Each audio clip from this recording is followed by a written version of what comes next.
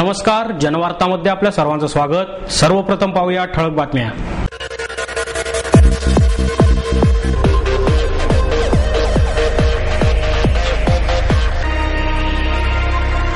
भ्रष्टाचाऱ्यांनी भारताला गरीब बनवले असून त्यांनी लपवलेला पैसा बाहेर काढला तर भारत अमेरिकेपेक्षा बलाढ्य बनेल, माजी पोलीस महासंचालक आणि सामाजिक कार्यकर्त्या डॉक्टर किरण बेदी यांचं प्रतिपादन।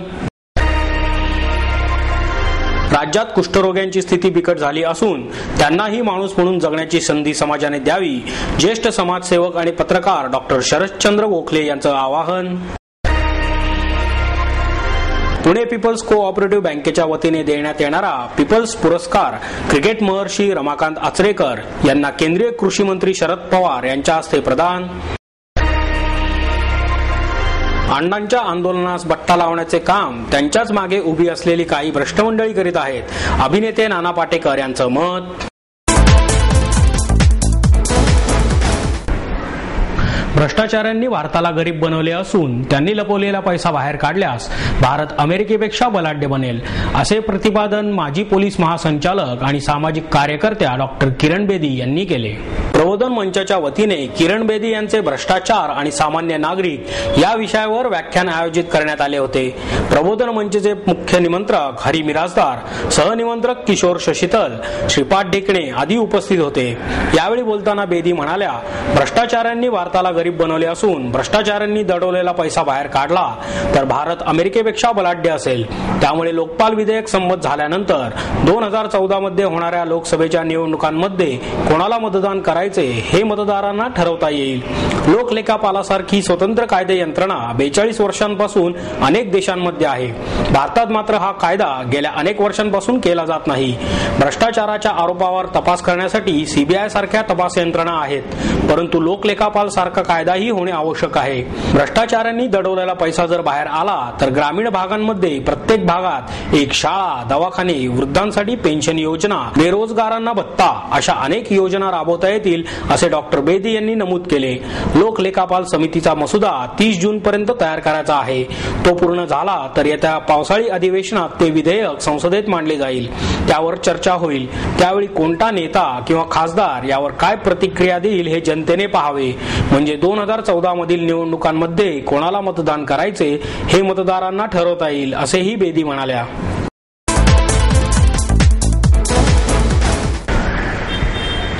राज्यात कुष्ठरोग्यांची स्थिती बिकट झाली असून त्यांनाही माणूस म्हणून जगण्याची संधी समाजाने द्यावी, असे आवाहन ज्येष्ठ समाजसेवक आणि पत्रकार शरदचंद्र गोखले यांनी केले। महापालिकेच्या वतीने महापौर मोहनसिंग राजपाल यांच्या हस्ते डॉक्टर शरदचंद्र गोखले यांना मानपत्र देऊन सन्मानित करण्यात आले। यावेळी उच्च न्यायालयाचे निवृत्त न्यायाधीश चंद्रशेखर धर्माधिकारी, माजी केंद्रीय सचिव बी.जी. देशमुख, निवृत्त तुरुंग पोलीस महासंचालक राम बेलेवाडी, रोहिणी गोखले, स्थायी समितीचे अध्यक्ष गणेश पिडकर, विरोधी पक्षनेते आबा बागुल, भाजप गटनेत्या मुक्ता टिळक, नगरसेवक विकास मटकरी आदी उपस्थित होते। यावेळी गोखले म्हणाले, पुण्यात वृद्धांची संख्या वाढत असताना शहरातील लोक अपंग, महारोगी, वृद्धांसोबत कसे वागतात यावरून त्या शहराची संस्कृती समजते। केंद्र सरकार कुष्ठरोग निर्मूलनाचा दावा करत असले तरी त्यांना समाजापासून दूर करणारे कायदे अद्याप बदललेले नाहीत। राज्यात कुष्ठरोग्यांची स्थिती बिकट असल्याचे त्यांनी सांगितले। चंद्रशेखर धर्माधिकारी यांनी चरित्र सर्वांना असते पण चारित्र्य नसते, असे सांगितले। महापालिकेने डॉक्टर गोखले यांचा सत्कार करून चारित्र्याचा सन्मान केला आहे। वृद्धांची संख्या वाढत असताना त्यांच्या मुलांविषयी शंका निर्माण होत असल्याने समाजाने त्यांचा विचार करायला पाहिजे, असे त्यांनी सांगितले। बी.जी. देशमुख म्हणाले, डॉक्टर गोखलेंनी ज्या अनाथ मुलांचे संगोपन करून त्यांना मोठे केले ती मुले गोखलेंचे संस्कार विसरले नसून त्यांनीही अनाथ मुलांचे संगोपन करून चांगला वारसा जपला आहे। महापौर मोहनसिंग राजपाल यांनी गोखले यांच्या कार्याची आठवण राहावी यासाठी मदत म्हणून महापालिकेतर्फे 11 लाख रुपयांची मदत त्यांनी जाहीर केली आहे। गोखले नगर येथील सुगम मित्र मंडळ ट्रस्टने स्थापन केलेल्या श्री साईबाबा मंदिर संस्थानावर पाहूया एक विशेष वृत्तांत। गोखले नगर येथील सुगम मित्र मंडळाच्या श्री साईबाबा मंदिराला यावर्षी शुक्रवार दिनांक 6 मे 2011 अक्षय तृतीया या शुभदिनी 21 वर्षे पूर्ण झाली। गेली 20 वर्षे श्री साई मंदिराचा वर्धापन दिन मंडळाच्या वतीने आणि साई भक्तांच्या सहकार्याने मोठ्या उत्साहात साजरा करण्यात येतो। त्याच प्रथेला अनुसरून यावर्षीही हा भव्य दिव्य सोहळा साजरा करण्यात आला. सध्याच्या धकाधकीच्या युगात वावरताना राजकीय अस्थैर्य, बोकाळलेला भ्रष्टाचार, बेकारी आणि अनिष्ट रूढींच्या विळख्यात अडकलेल्या समाजाला या समस्यांतून सुटकेचा मार्ग शोधण्याचे काम करायचे आहे. त्यासाठी अध्यात्माची जोड आणि मनःशांती हवी आणि हेच समाज विधायक कार्य सुगम मित्र मंडळ श्री साईबाबा मंदिराच्या माध्यमातून गेली अनेक वर्षे करीत आहे. रोज सायंकाळी होत असलेल्या महाआरती, भजन कीर्तनाच्या माध्यमातून मिळणाऱ्या मनःशांतीची अनुभूती घेण्यासाठी अनेक नागरिक येथे आवर्जून येतात. या मंडळाने कोणत्याही राजकीय पक्षाशी लागेबांधे ठेवलेले नाहीत. तरीही कित्येक साई भक्तांनी दिलेल्या छोट्या मोठ्या देणग्यांमधून या छोट्या मंदिराचे आज एका भव्य मंदिरात रूपांतर झाले आहे. श्री साईबाबांचे सिंहासन चांदीचे करण्यासाठीही यात सर्वसामान्य साई भक्तांचा हातभार लागला आहे. मंडळाने अशाच देणग्यांच्या माध्यमातून महिला आणि मुलींसाठी मातृमंदिर उभारण्याचा स्तुत्य उपक्रम आता हाती घेतला आहे आणि कुठल्याही परिस्थितीत हा उपक्रम तडीस नेण्याचा संकल्प मंडळाचे अध्यक्ष श्री राजाभाऊ भाटकर, सेक्रेटरी श्री सिद्धेश्वर कांबळे, पालखी सोहळा प्रमुख श्री विजयराव गायकवाड, प्रमुख विश्वस्त हनुमंत सातपुते, राजेंद्र गायकवाड, श्रीश रावळ यांनी केला आहे. मी सुगम मित्र मंडळाचा अध्यक्ष राजाभाऊ भाटकर गेले 21 वर्ष साईबाबांची सेवा करत आलेले आहे. साईबाबांचे जे विचार आचार, साईबाबाबद्दलचे जे भक्तांचे प्रेम, ह्याच्यावरती साई ज्योत आणणे, साईबाबांचं विचाराची देवणघेवाण करणे. जय साईराम. मी विजय गायकवाड, मंडळाचा एक साधारण कार्यकर्ता. मंडळाने या ठिकाणी साई मंदिर जे उभं केलेलं आहे हे शिवाजीनगर भागातील एकमेव असं मंदिर आहे की ज्याच्यामध्ये कुठल्याही राजकीय पक्षाचा मदतीचा कुठलाही सहभाग नाहीये. हे सर्वसामान्य साई भक्तांच्या मदतीने उभारलेले हे मंदिर आहे. मंडळ दरवर्षी दहीहंडी उत्सव, गणेशोत्सव, रक्तदान शिबिर इत्यादी सर्व धार्मिक कार्यक्रमांचं आयोजन करतं, यशस्वीपणे करतं. यावर्षीही वर्धमान दिनानिमित्त मंडळाने साई ज्योत की जी शिरपूरवरनं इथे यशस्वीपणे आणली. बरेचसे उपक्रम मंडळ दरवर्षी यशस्वीपणे राबवतं. त्याच्यामध्ये सर्व कार्यकर्त्यांचा त्याच्यामध्ये सहभाग आहे.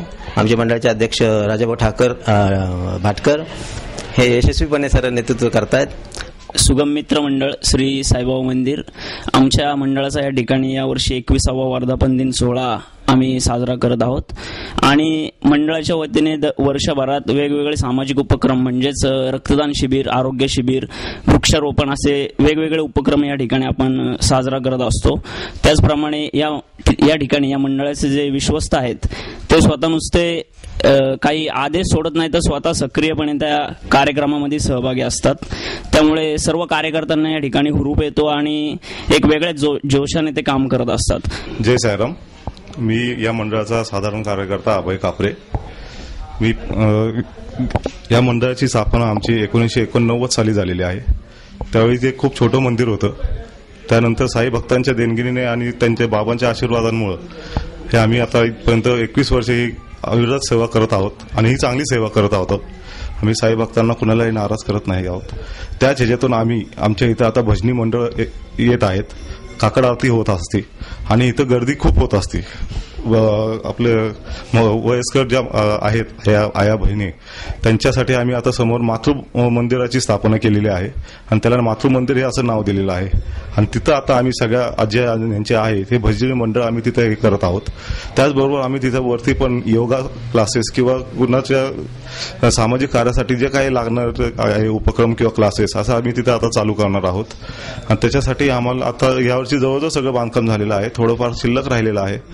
तरी आम्ही याच्यात आमच्या राजकीय सपोर्ट कोणाचाही नसल्यामुळं मी एवढी इच्छा व्यक्त करतो की जे साई भक्त आहेत त्यांनी आम्हाला सगळं हाताने परत अजून मदत करावी की जेणेकरून आम्ही ते साई जे आहे मातृ मंदिर ते आम्ही पूर्ण करू शकतो आणि आमच्या आया बहिणींसाठी ती चांगली एक सेवा तिथं हे देऊ शकतो. सुगम मित्र मंडळ श्री साईबाबा मंदिर. मी सिद्धेश्वर कांबळे, या साई मंदिर यांचा सामाजिक कार्यकर्ता की आम्ही सर्व कार्यकर्ते सर्व पदाधिकाऱ्यांचा विश्वास घेऊन सल्ला घेऊन त्यांचं आम्ही पूर्ण काम करतो. आम्ही की साईबाबा जे विचार देतील आम्ही ते पार करतो.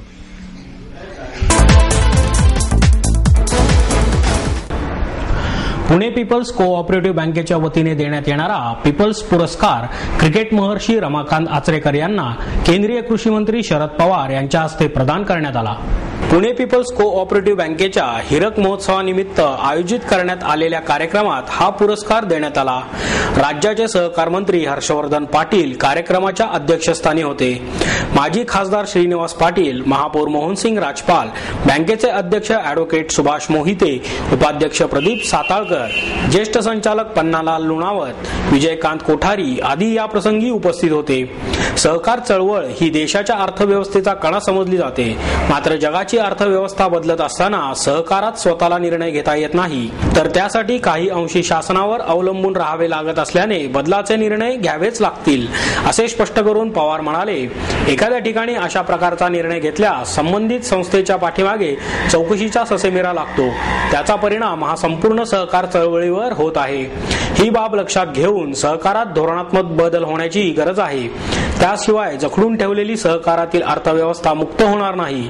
त्यामुळे हेच उद्दिष्ट डोळ्यासमोर ठेवून 4 वर्षांपूर्वी सर्व राज्यांच्या सहकार मंत्र्यांची दिल्लीत बैठक घेतली होती. त्यावेळी बँका अथवा सहकारातील एखाद्या संस्थेवर बरखास्तीची किंवा अन्य स्वरूपाची कारवाई करण्याबाबत राज्य शासनाला जे अधिकार आहेत ते कमी करण्याचा निर्णय झाला होता. हे अधिकार संबंधित संस्थेच्या सर्वसाधारण सभेला देण्यावरही शिक्कामोर्तब झाले होते. हा प्रस्ताव तयार करून तो लोकसभेसमोर ठेवण्यात आला आहे. मात्र त्यावर अजूनही चर्चा होऊ शकली नाही. असे असले तरीही त्यावर पुढील काळात निश्चितपणे चर्चा होईल असा आशावादही त्यांनी व्यक्त केला. अण्णांच्या आंदोलनास बट्टा लावण्याचे काम त्यांच्याच मागे उभी असलेली काही भ्रष्ट मंडळी करीत आहेत, असे मत अभिनेते नाना पाटेकर यांनी व्यक्त केले. मेळघाटातील लोकांसाठी कार्यरत असलेल्या मैत्री या स्वयंसेवी संस्थेच्या 14व्या वर्धापन दिनानिमित्त विशेष कार्यक्रमाचे आयोजन करण्यात आले. या प्रसंगी अभिनेते विनय येडेकर, मैत्रीचे अध्यक्ष अनिल शिदोरे उपस्थित होते. येडेकर यांच्या हस्ते मैत्रीच्या इंद्रधनू या अंकाचे प्रकाशन करण्यात आले. सामाजिक कार्यकर्ते मारुती करटे, विनिता ताटके यांचा नाना पाटेकर यांच्या हस्ते सत्कार करण्यात आला. यावेळी बोलताना पाटेकर म्हणाले, अण्णा हजारे हे एक व्यक्तिमत्व अतिशय चांगले आहे.